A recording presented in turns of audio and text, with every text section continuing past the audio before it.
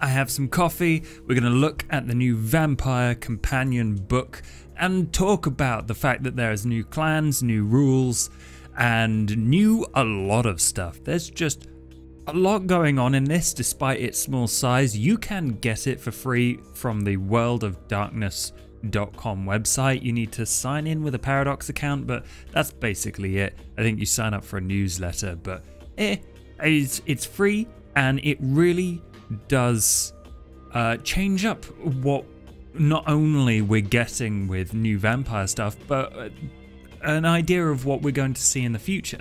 It's got a really interesting voice to it, which among so many other things I think is a good thing. It's kind of forward progress for the 5th edition of Vampire, and also there's a butt ton of really cool art. There's the Ravnos clan, which look fucking incredible with their like itinerant lifestyle stuff going on. There's some really cool photography as well as art. We got Salubri, and obviously we have the creeps, the old clan, the Tzimisce, the Tzimisce themselves, the Tzimisce. We're gonna have arguments in the blooming comments about exactly how to say this every time. Every time. That and Vontru. I'm gonna say it Vontru. You can't stop me. Hi. I'm very excited about this book. I think it's very good. And so I'm gonna go through it and talk about the changes that have happened, what I think of them, review it, the new powers and how they work, as well as some of the other cool stuff like the mortals and ghoul rules, which are very simple. They come with some extra bonus goodies. The 3 clans, Ravnos, Salubri and Tzimisce. If you have never heard of them before, the Ravnos have had quite a history, being linked not only with Romanese, but also with I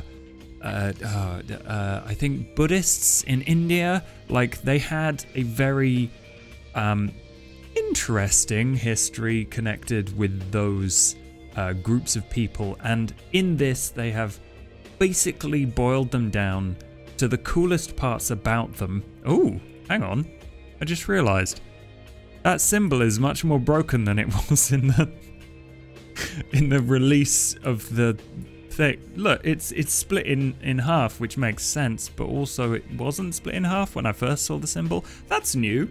Okay, right, yeah, Ravnos are now cool as hell, and I'm just gonna get to my favorite bit. They literally explode if they stay in one place for too long. Their new Bane and Compulsion is all geared towards forcing them to move on from places. Not because they're despised, not because, I mean, they're probably going to piss people off. They're vampires and they do, you know, sneaky shit. But what they are is doomed. They're using this law of the progenitor vampire, the first Ravnos ever, Zapathasura, if I'm saying that right, was literally killed by a giant space sun laser and a bunch of other very powerful vampires after a thing called the Week of Nightmares. And that destroyed this clan. They're shattered in so many ways, much like the wheel at the very top. Right here, you see them. It's something that has now been infused into their clan as this kind of doom theme. And you don't have to play them in any particular way. They don't have to be part of any particular group, although they're the fact that they have to move on constantly is probably a good lead-in to different kinds of travelers if you want to explore those kinds of characters, but you don't have to, and it's entirely up to you. If you think you're interested in exploring that, then that's great. I think that's one of the really interesting things about how they've changed it, is you're not tied too much. There's much less in these new versions of the clans that tie you down to a specific idea. They do have themes with them, obviously. This doom thing comes up a lot. The sun's fire that incinerated their founder rages through the blood of the clan. Literally, if you stay in one place for more than a week, if you sleep, like they've got some ideas, it's kind of woolly, like in general, you have to move at least a mile away from where you started a week ago. Otherwise, you will start literally burning from the inside out and taking damage. And I like that. It keeps you moving. It keeps you less tied down to one haven. Like, there's no singular vampire lair for a Ravnos. You're literally not allowed a no haven floor as well. So you don't have to invest points in particularly secure places, but you also can't have no fixed abode that you will be able to come back to, because obviously if you're doing a chronicle, a story in one city, that can get really annoying, where you're just like, I literally can't stay in the city anymore, I have to leave, bye, in the middle of a story. Not convenient. So this allows for some kind of give and take with the storyteller, allowing you to, and like you being able to put some kind of caveats in with this to make it easier or more difficult. I quite like it. Also, YOLO is their compulsion. Do something stupid, which really fits quite well with my personal role-playing style. I am very, very excited to be playing a Ravnos at the World of Darkness Family Holiday charity event. So if you want to see that, World of Darkness official Twitch channel on the 20th, and I think this tempting fate compulsion here is what really excites me, because any attempted solution short of the most daring or dangerous incurs a 2 dice penalty. Literally going straight into danger because you think it, like your beast, your vampiric side is like, that sounds like fun. And they're like a little trickstery. They've got really cool mentions to some of my favorite mythological figures. Because of the fact that their founder died in a very horrific way, they've kind of started to make their own mythology about being suffused with a spark of divinity, which is interesting. There's so many interesting little motes of story that you can either ignore or pick up on for your own character, but they're like Anansi, Coyote, Hanuman, Hermes, Rabbit, Loki, all of these mythological trickster figures. I love mythology, having a connection, having like these very core simple stories that you can go to inspire a Ravnos character. It's very, very interesting. I love them. Not only that, they have their disciplines. In old editions it was called chemistry, but this has been done in the new school of the old school, which is they mix up powers. So instead of having your own like entire power list that only this clan can go into, obfuscate covers it. It's probably best if storytellers limit. So, you know, obfuscate also belongs to Malkavians and also the Nosferatu, but you know, you want your different clans to feel a bit more unique. Chemistry is level 2, and that replaces like the Nosferatu being able to move invisibly. You have to have presence 1 as well, so you have to have 2 disciplines at specific levels for almost all of these.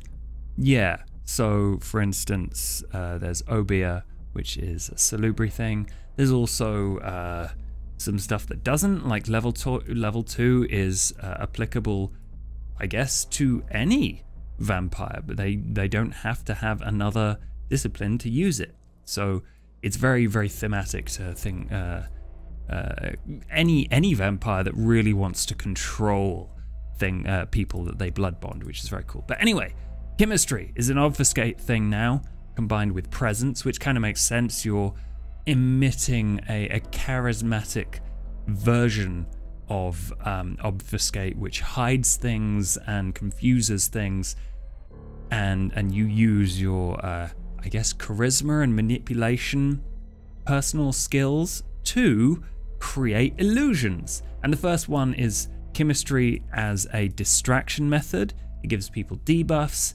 It removes people's actions sometimes, because like whatever effect you create is brief, but like it's like bang over there and everyone's like and then they get -2 dice on their thing, and it's cool, and it gives space in the way that it's written for you to basically describe how you affect the world to give yourself an advantage. It's not super strict on exactly what you can and can't do. Actually, it sort of is. And I'm going to tackle this now before I forget it, because you know me, if you've watched any of my videos, my brain hops from one thing to another. So I'm going to tackle this now. A lot of the powers are very specific about things you can't do, which I think is a good thing, because it's like you can't use this to create a fake ID. You can't distract people and fool people with things that you just physically don't have. These are powerful but fragile illusions, or these are powers that can fleshcraft, but it takes time. It's not incredibly powerful in an immediate combat or social situation where you don't necessarily have the advantage to take. Some of the more powerful illusion, Fata Morgana, which is kind of rude to Morgana, that's neither of these Ravnos powers can affect digital or any other kind of recordings or transmissions. So it's literally people that are physically present are the ones who are affected and no one else. And they have to have line of sight to you. And if they interact with them, then the illusion collapses and becomes obvious for what it is. To get the balance between people not taking the piss and having some vulnerability, and it not just being like, I create a grand illusion where the earth falls out from underneath everyone and they feel like they're about to die, and I, blind them or whatever. It's not too powerful. It doesn't let the player take over too much of the narrative, which I guess is just the kind of school of roleplay system that Vampire is. It's very traditional. There's less agency on the player's side for them to describe grand adventures. Because I think in part the horror has to have some kind of vulnerability to make it effective. It also has to have limits. Setting limits to describe the intent of a power and allow people to be creative within the frame of that super cool vampire ability is instructive and useful, and may feel limiting to some, but in general I think it's a really good idea. And this kind of leads me on to something. I'll get to the Salubri and the Tzimisce in a bit because they are cool as hell, and also I'm not leaving this on here for nothing. I'm skipping all the way to the back with the Errata and rules update. What's instructive about this Errata is that there are designers' comments to indicate their intent and allow storytellers and players to decide how they feel about that, which is really fascinating because, as I said at the beginning, this companion has a very specific voice that it brings to the style that we've seen so far. Onyx Path have their own style. There were the original writers of various other parts of books, like the original core book, and there's obviously overlap between the people that made it, but there's a slightly different style with this one, and it's tough to put my finger on, but the designer's comments are a big part of that, I feel. Obviously, with the blood surge increase comes a bane severity increase, so you're more likely to feel the strong negative effects of your character's vampire curse, which is cool, makes them feel less kind of bleh and pathetic. This designer's notes, it is like, yeah, we felt like it often falls short. And I don't know, having that behind the scenes information is about their process and how they came to these decisions is really interesting, because the golden rule is always there, and it makes this book more of a conversation and more of an instruction manual than it is hard and fast rules that must be applied. And ever since the Cool Rule book, they've had the golden rule, which is like, you don't like something, do your own thing. We don't care. I mean, they do care, but they don't. They're not gonna try and stop you because they can't and they won't. And obviously, that's really cool to see them being a bit more open about how they feel about these things. That can only be good as a sign for how future books will be. The Salubros, once again, have a fresh new take on their style. I really love this font, by the way. That's not important, but it's very cool. And Salubri are like hunted. They kind of picked like a watchword for each of these. So there's the Ravnos, who are doomed, the Salubri, who are hunted, and the Tzimisce, who are grabby hands. What did they describe it? It's at the very back of the book. Covetous. That's better than grabby hands. Although, you know, there's memes all over like World of Darkness discords now. I don't know if it really makes much difference at this point. It's too late. The Salubri are a meme, so they get dominate instead of obia. But obviously, Auspex dominate or fortitude dominate is, or fortitude Auspex, I can't remember, is really cool and lets them do their healing thing, which is very core to them. They can heal vampires of emotional as well as physical wounds. And there is a system, it's very simple, that allows them to heal specific amounts. I think like if you get 3 successes over a target difficulty, you can heal an aggravated wound on someone, or it's 1 success per superficial wound. Like it's got nitty gritty stuff in it. It's very useful for being specific, but shut up. I'm gonna turn that down. Sorry everyone. Because the Bane and the Compulsion go together so nicely to describe, I guess, nice vampires, but also everyone's like, yeah, they suck souls, and like, they sort of can because of the powers they have. They deaden people's emotions. And obviously, no vampire is good, and that is constant throughout V5.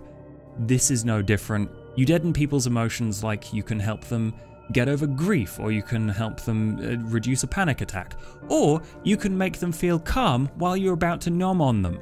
It's not good. On the other hand, the Salubri, constant victims and like the punching bag of the vampire world, their blood is real tasty. That's literally their bane. Like, I think the history that they're trying to push forward with these new updates is like, the Salubri are hunted, there's so few of them, and that's kind of changed their curse. And obviously they have a third eye, and that weeps blood, and the more powerful a power you use, the more blood it cries, which is so emo. Sad vampire boys to the extreme. It's so difficult to hide. It feels like it's hard mode. If you're around other vampires and you got blood coming out of you, and they're at really high hunger, they might try and nom on you. And if they try and nom on you, then they've got the tasty blood that they'll have to resist trying to take more of. And if they're a Banu Hakim clan, then they're just not going to be able to do it, because I literally forget what the wording of theirs is, but they're like, nobbing's good, I can't stop. Just eat Salubri. They're like the McDonald's of vampires.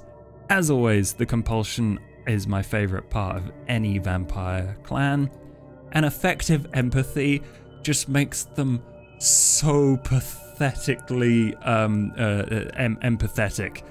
There's a lot of pathy going on, but damn, if they see someone in need and they, you know, end up with a compulsion somehow, they have to help no matter the scale of the personal problem. The Salubri understands that sometimes suffering is part of a cumulative situation. Oh, they've got it so hard, and these literal weeping hearts. And I also like that there's no archetypes like there are with the others. So obviously there's like the skeevy salesman, the travel agent, there's a super effective operative, or the motorcycle courier for Ravnos. Salubri is like, there's like 7 of them, maybe, in the world. You can't have an archetype for that. You just have to list them. Salubri are so screwed, and I love it. I like that they've grouped these 3 together, actually. There's all of these clans which have been put to the side of the normal society in some way, and they are accepting their position or fighting or hiding on the edges of society in really interesting ways, and grouping them together and thinking about them like that in a group is really cool. And this is gonna provide people with lots of interesting new stories to think about, because Salubri are damn tasty. Anyway, this art is literally my favorite thing. I always love the kind of aberration stuff in not only the color splitting thing, whatever it's called, is that aberration? But also obviously 10 arms, the voivods, the stokers. Stokers is new to me. I don't know where that came from as a nickname for the Tzimisce, the murders, the nommers. These are tasty flesh crafters. They can still do all of the cool stuff that they already had available to them, but they have a kind of new direction. Like I said, they are the Grabby Hands clan, and the overall gist of their new direction is that they don't give 2 shits whether what they own and control is of quality or flourishing, I guess is the word. They just want it. They want it to control it utterly, and they want to control it entirely on their own, as opposed to the Toreador or the Ventrue. I feel very vindicated, by the way. All of the things I said, I feel like I am in some sense attuned to how 5th edition is being created. Or my video of predictions, you can tick them off. Like, most of them are correct, and I feel pretty damn good about that. Not always going to be right, but whatever. Let's just delete the video, so I'm always right. Tzimisce are really cool because you are grounded. You choose a specific thing, somewhere physical, like they used to, a group of people, an organization, something more esoteric, like a task. Something clearly defined and limited, and you must spend your day sleep surrounded by that thing. Historically, this is often meant slumbering in the soil of their land, and also, there's a power for that, and it's cool as hell. There's deep connections between a character and what they want, and it becomes even deeper when you're a Tzimisce, and I really like that. This is a bit of a tangent, but something about the Tzimisce that I always thought, and Vampire in general, was they were intended to be an antagonist. They did things to people. They deconstructed and reconstructed their bodies, and as a storyteller, you use that to torture your players. And I am not necessarily a fan of that. Obviously, they're very cool villains, but a lot of people became extremely fond of playing them. And I get it. They're cool vampires that can do unique things, and, you know, mess with people's bodies is a very particular kind of horror that you can explore from a personal standpoint from when you're playing. But writing rules for that is really tricky, because you've got to make things that are specific to players but can also be used by storytellers. And I feel like it's been a difficult balancing act for the people writing Vampire 5th powers to strike that balance between the two.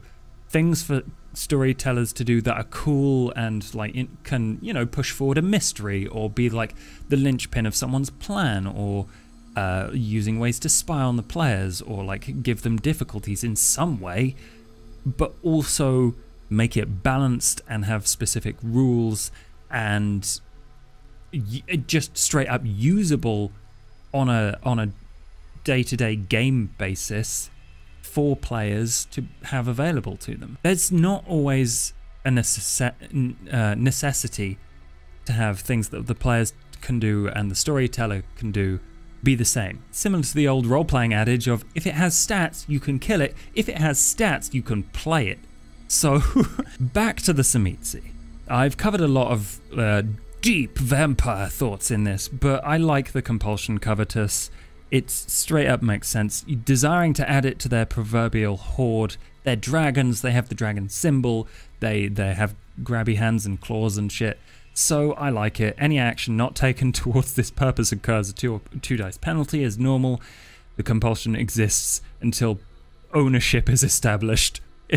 They're the grabby hands clan. I love it. Yeah, so they're cool. They've obviously done the thing in this book that they've done with all of them, where instead of having their own specific discipline, they have melded Protean, which is I think what we've all expected, with dominate and animalism to exert control over your own body as a Tzimisce to make yourself look however you want, but also over other people's bodies so you can make them look however you want, whether they want it or not.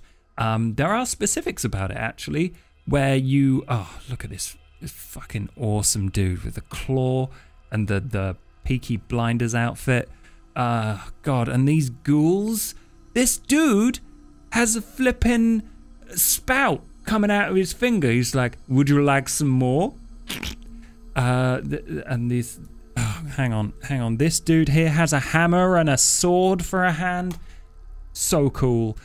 The stats for the flesh monsters are horrifying.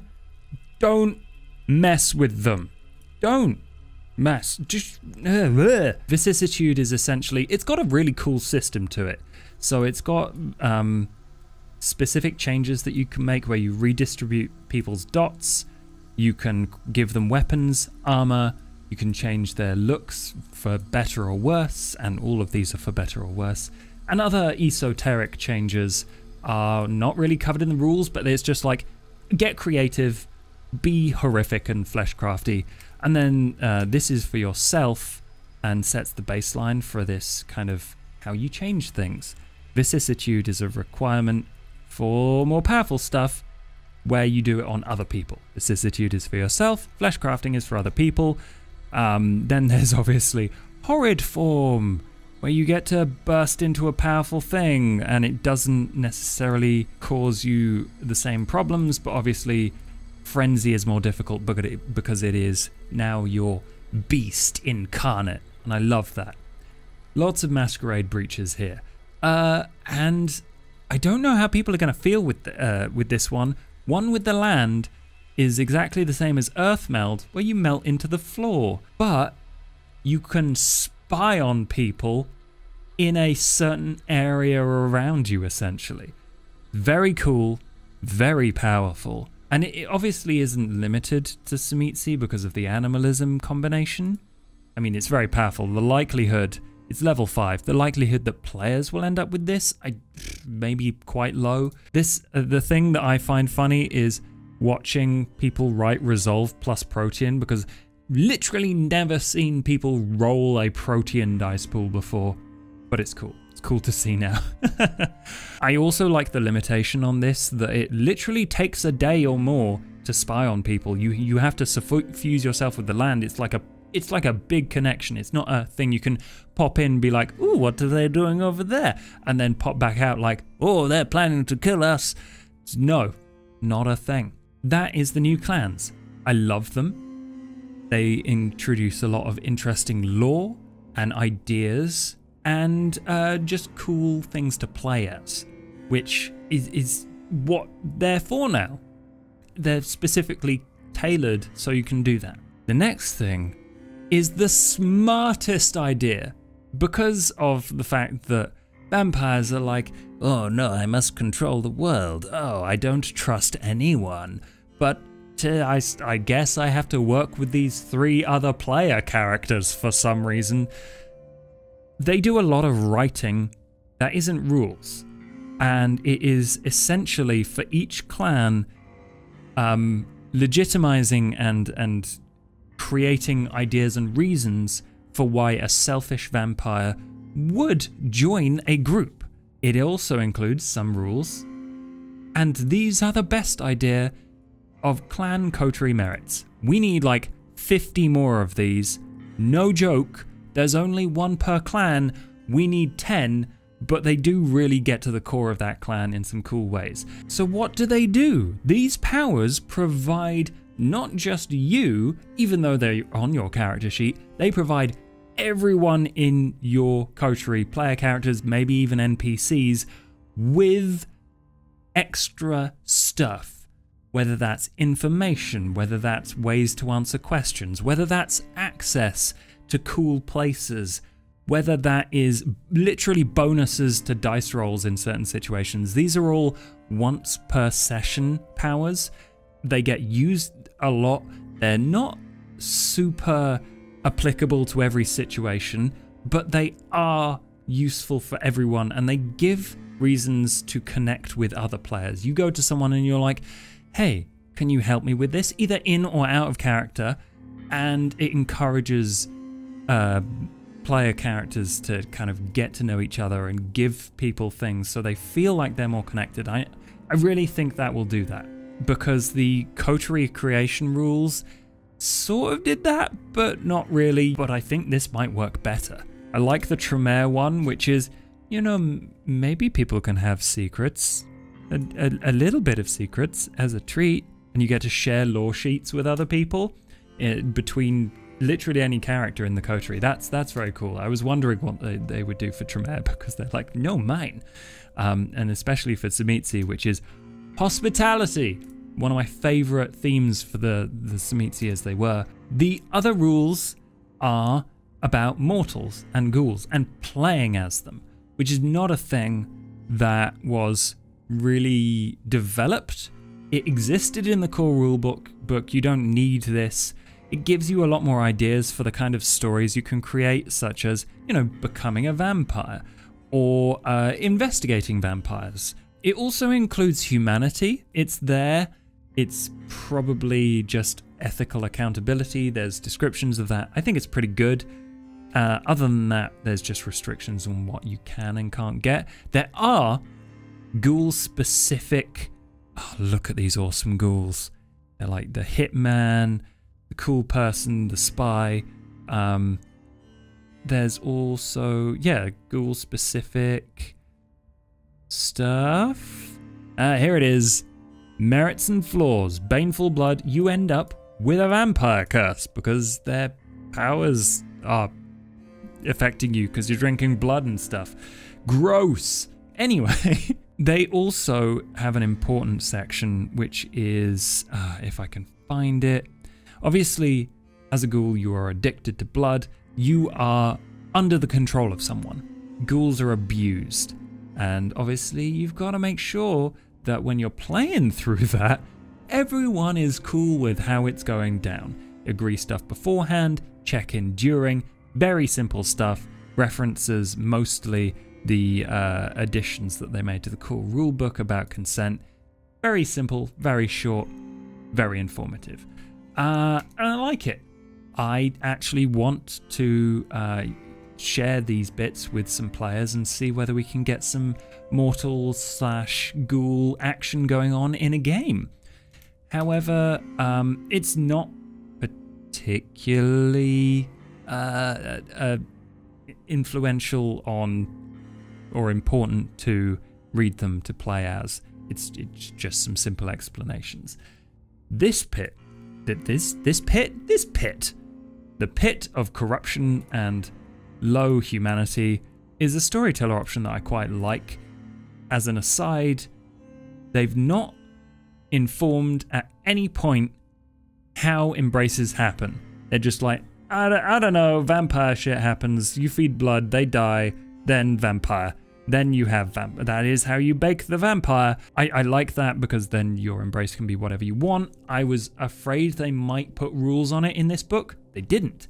It's literally like, sometimes if you're a really moral person, you might lose a humanity point or two when you get embraced. And there's a little paragraph here that describes that. I love it. Let me know in the comments your favorite part, what clan you might think of playing from this. Like I said, I'm going to be playing a Ravnos. I'm going to be messing with chemistry in a charity one-shot on the World of Darkness Twitch channel. Link in the description, as well as times and stuff for that. But I really do want to discuss this with everyone and see what you think, because it's cool as hell. Subscribe if you want more vampire stuff, but until next time, thank you for watching. Goodbye.